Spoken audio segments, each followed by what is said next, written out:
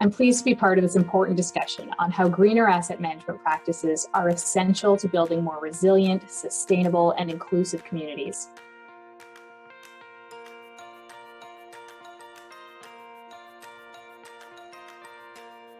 How do you optimally invest scarce resources from across multiple future scenarios given this uncertainty? How do you identify which models and approaches will succeed in the future? How do you invest for long-term disruption while continuing to win in the short term and deliver reliable services in the short term?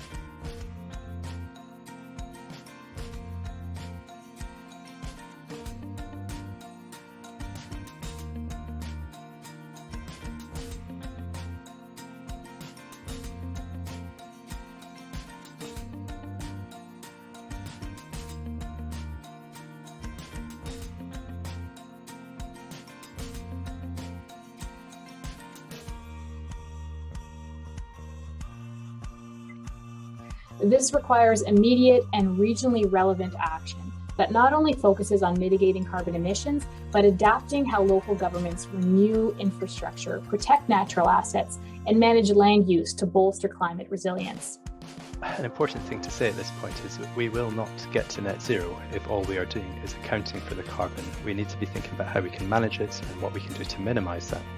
We need to measure climate resilience using outcomes-based metrics and play a key role in the development of transition plan towards net zero.